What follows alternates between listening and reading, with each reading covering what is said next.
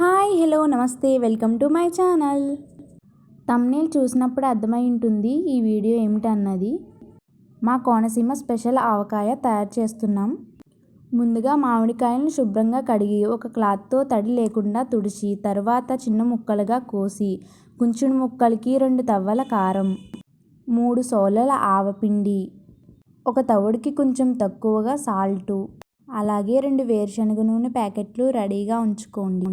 2 వెల్లుల్లిపాయలు రేఖలుగా తీసి వేయాలి. అలాగే 2 స్పూన్ల మెంతులు.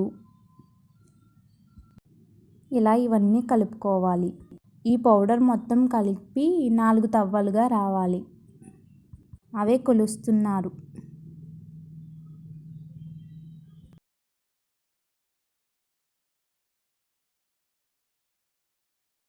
అలా కొలిచిన తర్వాత 1 కేజీ వేరుశనగ నూనె వేసుకుంటూ కలుపుకోవాలి.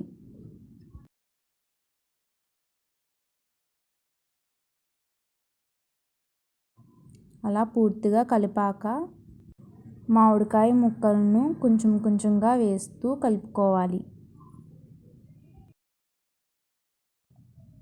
అలా కొంచెం కొంచెంగా కలుపుతూ జాడీలోకైనా ఏదైనా డబ్బాలోకైనా తీసుకోవాలి.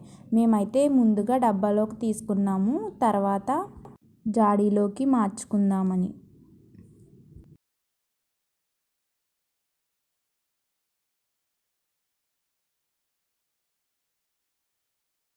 చూసారు కదా, ఇలా పూర్తిగా కలుపుకోవాలి.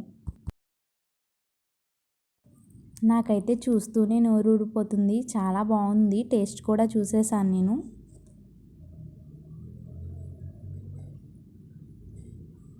ఆ గిన్నెలో మా అమ్మగారు వేడివేడిగా అన్నం వేసి నెయ్యి వేసి కలిపి ముద్దలుగా అయితే పెట్టారు. చాలా బాగుంది. మీరు ఎప్పుడైనా తిన్నారా ఫ్రెండ్స్ ఇలాగా?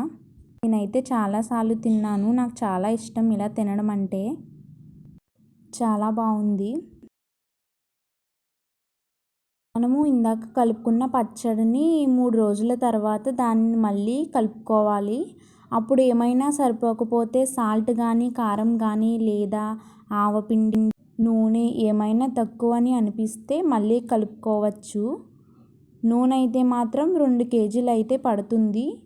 ముక్కలు మునిగేంత వరకు కూడా వేసుకోవాలి నూనెని.